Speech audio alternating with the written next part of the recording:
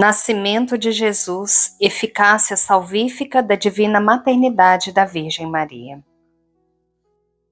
Vejo ainda o interior deste pobre refúgio rochoso, onde José e Maria encontraram o abrigo que compartilham com animais.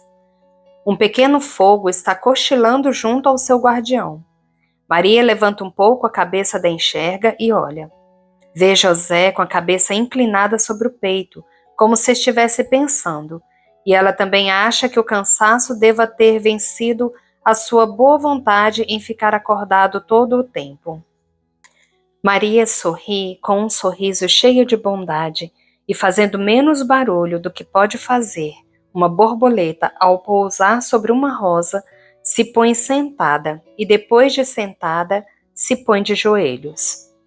Reza com um sorriso feliz em seu rosto. Reza de braços abertos, não propriamente cruzados, mas quase, e com as palmas viradas para o alto e para a frente. Nem parece ficar cansada naquela penosa posição. Depois, se prostra com o rosto contra o feno em uma oração ainda mais intensa. É uma longa oração. José desperta. Vê que o fogo está quase apagado e a gruta está ficando escura. Joga um punhado de gravetos bem finos e a chama se ergue de novo. Procura depois uns galhos mais grossos, porque o frio deve ser de gelar.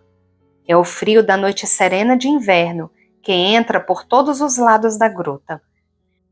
O pobre José, perto da porta, chamamos assim de porta a abertura sobre a qual está estendido o seu manto, deve estar se enregelando.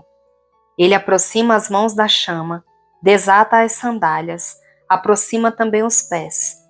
Procura aquecer-se, e quando o fogo já está bem vivo, sua luz firme vira as costas.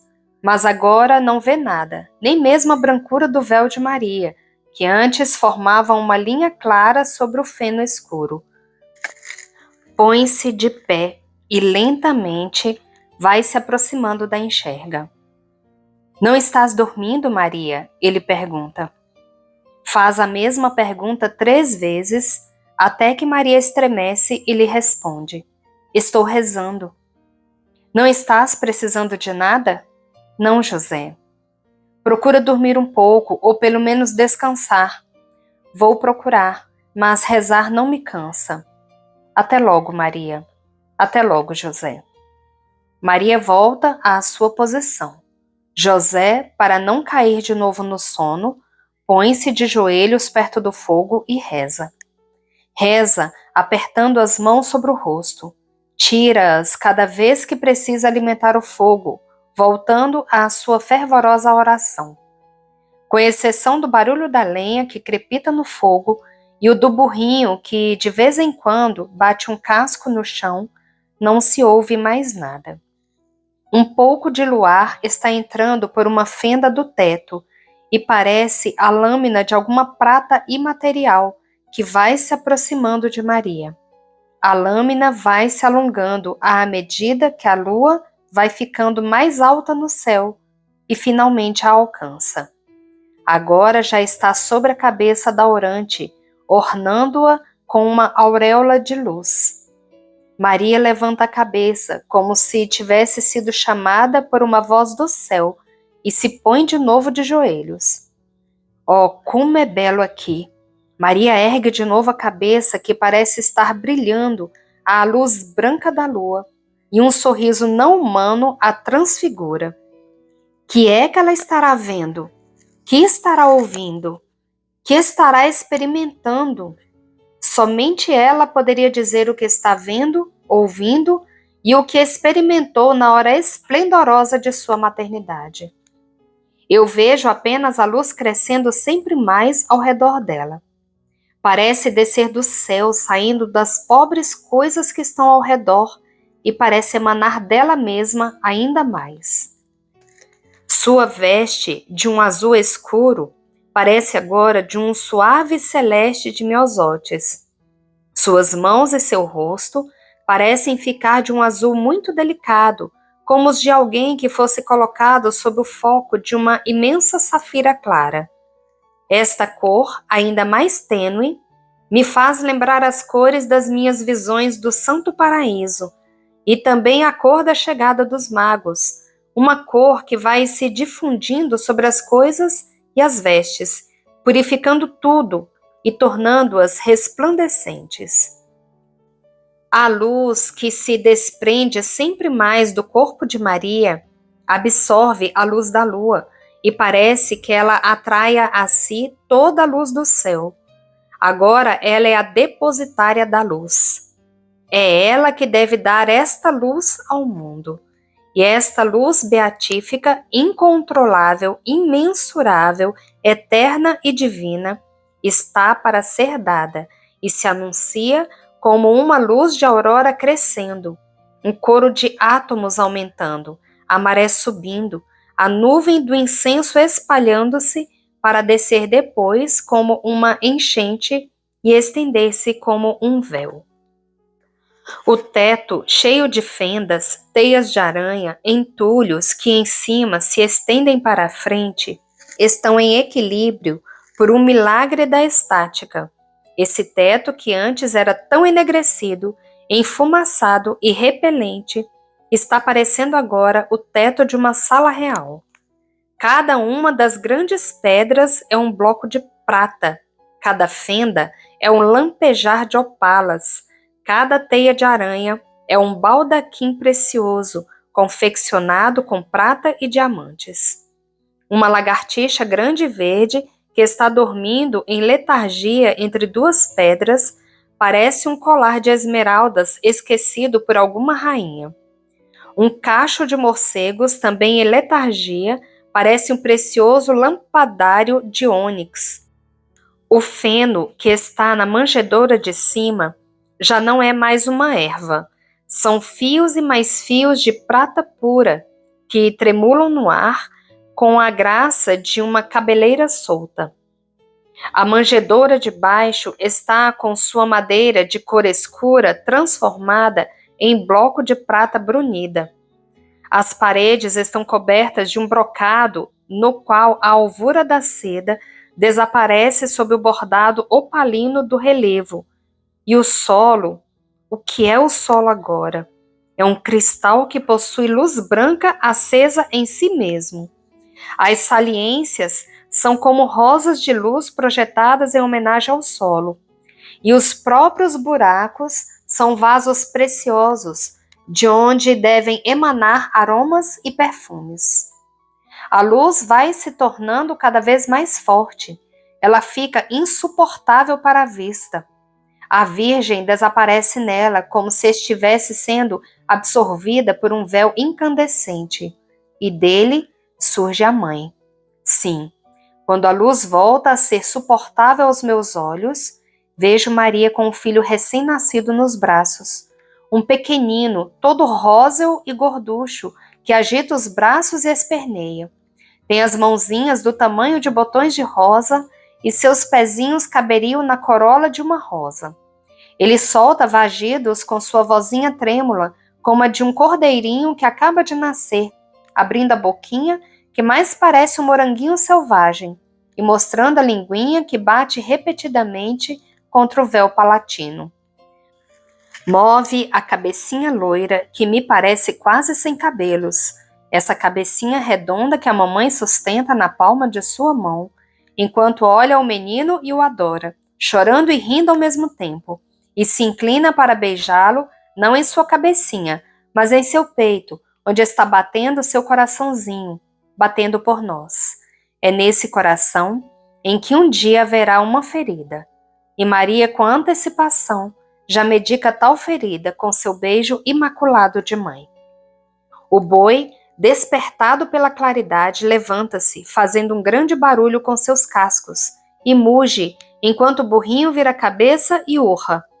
É a luz que os desperta, mas eu gosto de pensar que eles quiseram saudar o seu Criador por si mesmos, mas também por todos os animais.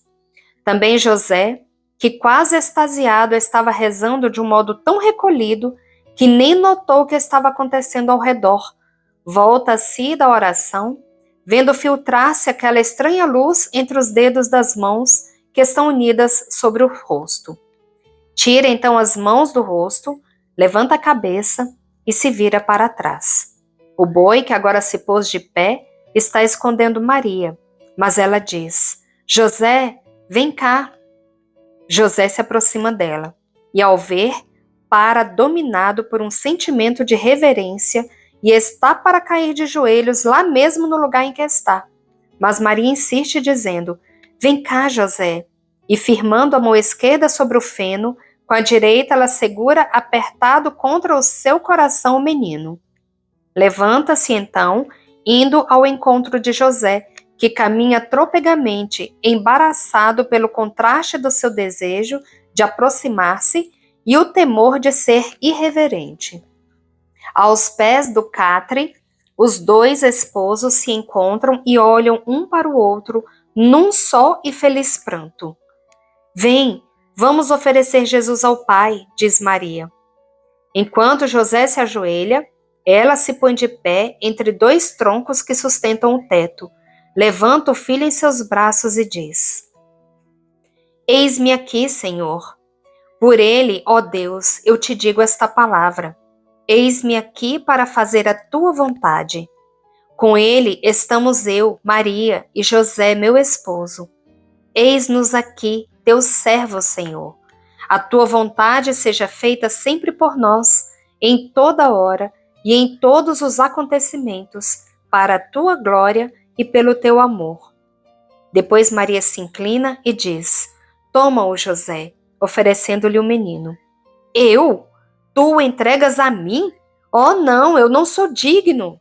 José está completamente apavorado e se sente aniquilado só diante da ideia de ter que tocar em Deus. Mas Maria insiste com ele sorrindo.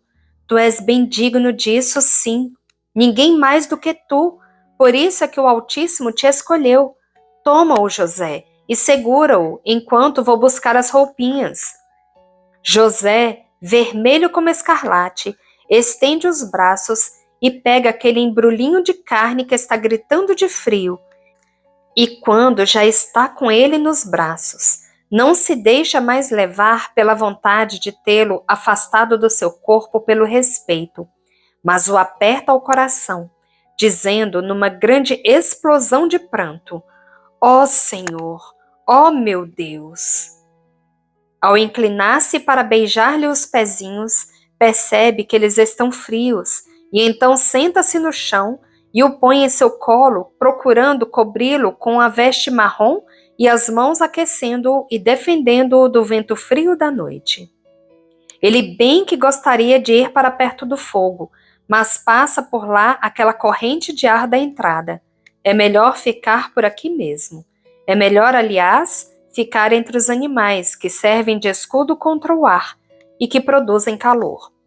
Assim pensando, coloca-se entre o boi e o jumento, com as costas para a porta, inclinando-se sobre o recém-nascido, fazendo do seu peito um nicho, cujas paredes laterais são uma cabeça cinzenta com longas orelhas e um grande focinho branco, com um nariz que solta vapor quente e olhos úmidos, cheios de bondade.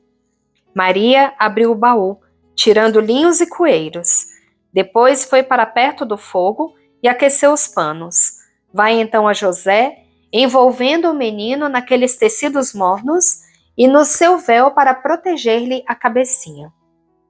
Onde vamos colocá-lo agora? Ela pergunta. José está olhando ao redor pensativo. Espera, diz ele.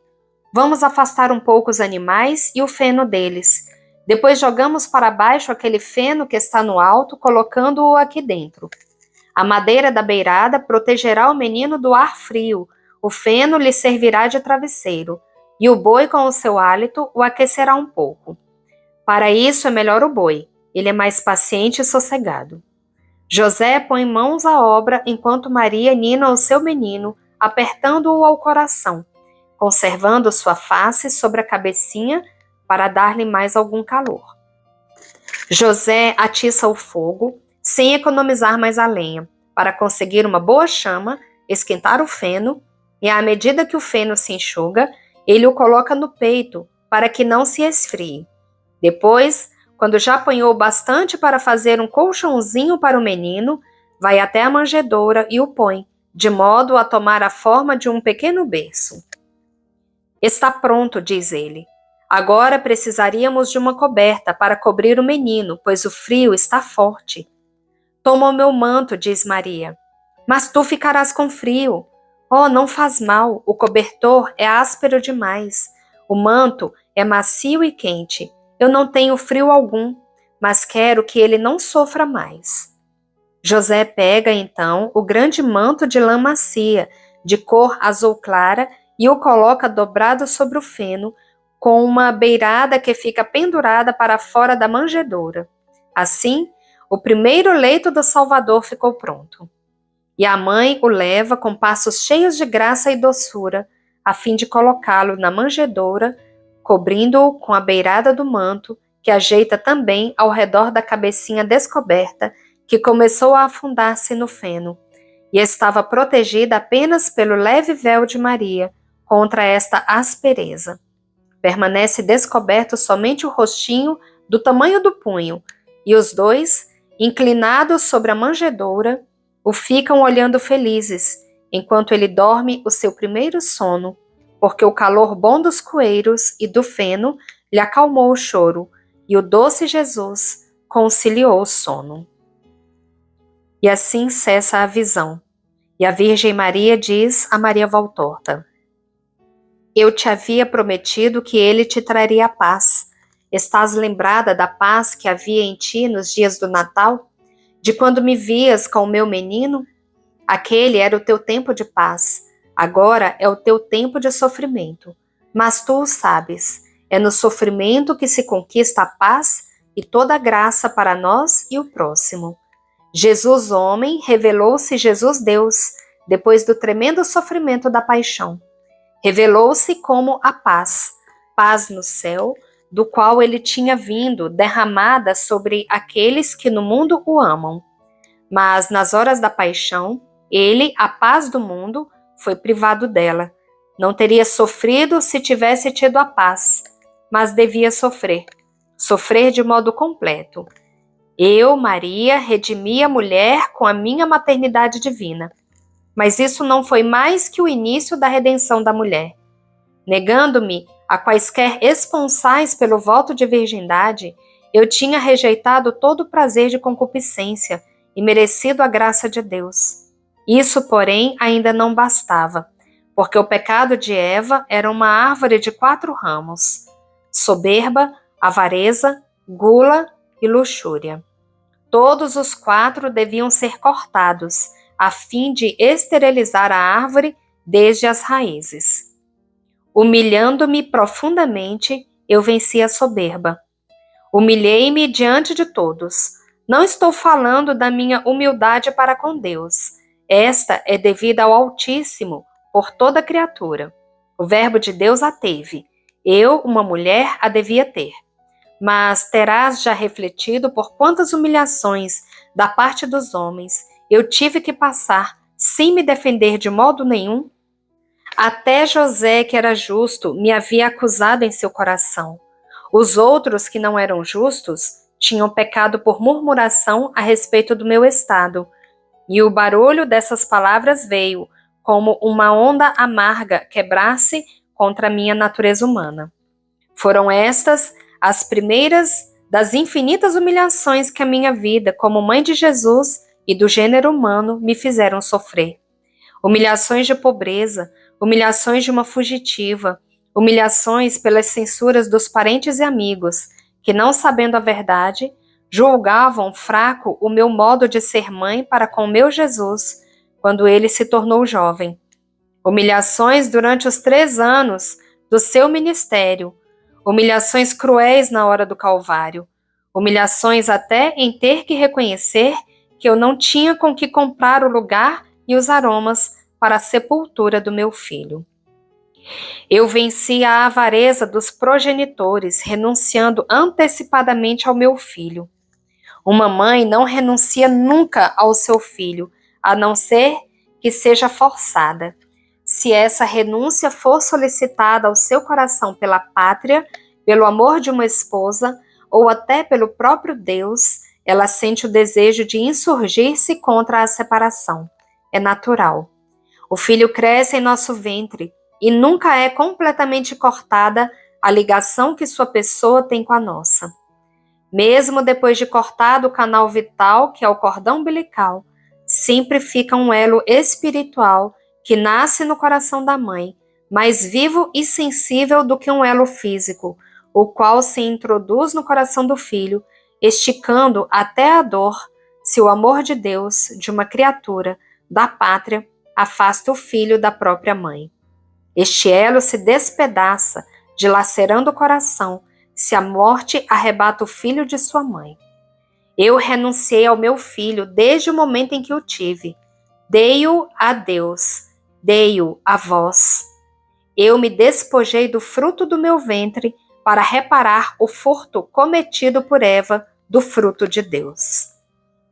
Eu venci a gula, tanto do saber como do gozar, aceitando saber unicamente o que Deus queria que eu soubesse, sem perguntar a mim mesma, nem a ele, nada mais, além do que foi dito.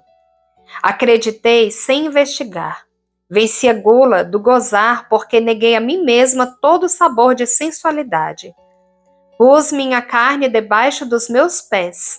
Confinei a carne, instrumento de Satanás, colocando Satanás debaixo do meu calcanhar, a fim de fazer da carne um degrau para aproximar-me do céu. O céu, ele era a minha meta. Era lá que estava Deus. Deus, a minha única fome. Fome esta que não é gula, mas sim necessidade abençoada por Ele, o qual quer que a tenhamos. Eu venci a luxúria, que é a gula convertida em voracidade, porque todo vício não contido conduz a um vício maior. A gula de Eva, além de reprovável em si mesma, a conduziu à luxúria. Não lhe bastou procurar a satisfação sozinha.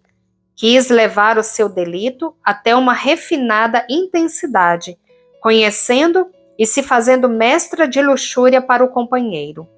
Eu inverti os termos, e em lugar de descer, sempre subi. Em lugar de fazer descer, eu sempre atraí para o alto, e do meu companheiro, um homem honesto, fiz um anjo. Agora que eu possuía Deus, e com ele as suas riquezas infinitas, apressei-me a despojar-me delas, dizendo: que seja feita a tua vontade, para ele e por ele. Casto é aquele que se autocontém, não só na carne, mas também nos afetos e nos pensamentos. Eu devia ser a casta, para anular a impudica da carne, do coração e da mente. Não saí da minha reserva para dizer a respeito do meu único filho na terra e único filho de Deus no céu: ele é meu e eu o quero. Contudo, isso não bastava para obter para a mulher a paz perdida por Eva. Aquela paz eu vô-la obtive aos pés da cruz, ao ver morrer aquele que tu viste nascer, ao sentir minhas entranhas sendo arrancadas ao grito do meu filho que estava morrendo. Fiquei vazia de todo o feminismo, não mais carne, mas anjo. Maria, a Virgem desposada com o Espírito, morreu naquele momento. Ficou a Mãe da Graça, aquela que do seu tormento gerou e vos deu a graça. O gênero da mulher que eu tinha voltado a consagrar na noite de Natal, aos pés da cruz, conseguiu se tornar criatura dos céus. Fiz isso por vós, negando-me qualquer satisfação, ainda que santa. Eu fiz de vós, se o desejais, santas de Deus, vós que fostes reduzidas por Eva a fêmeas não superiores às companheiras dos animais. Por vós eu subi. Como fiz com José, eu vos levei para o alto. A rocha do Calvário é o meu monte das oliveiras. Foi dali que eu tomei o impulso para levar a alma da mulher aos céus, de novo santificada, junto com minha carne glorificada, por ter trazido o Verbo de Deus e anulado em mim todo vestígio de Eva. Ela foi a última raiz daquela árvore dos 4 ramos venenosos, com a raiz fincada na sensualidade, que arrastou a humanidade à queda e que haverá de morder as vossas entranhas até o fim dos séculos, até a última mulher. De lá, de onde agora eu brilho no raio do amor, eu vos chamo e vos indico o remédio para vós vencerdes a vós mesmas, a graça do meu Senhor e o sangue do meu Filho. E tu, minha porta-voz, repousa tua alma na luz desta aurora de Jesus, a fim de que tenhas força para as futuras crucificações, que não te serão poupadas, porque te queremos aqui, para onde se vem através da dor, e para tão mais alto se vem, quanto mais se suporta o sofrimento, a fim de obter graça para o mundo. Vá em paz, eu estou contigo.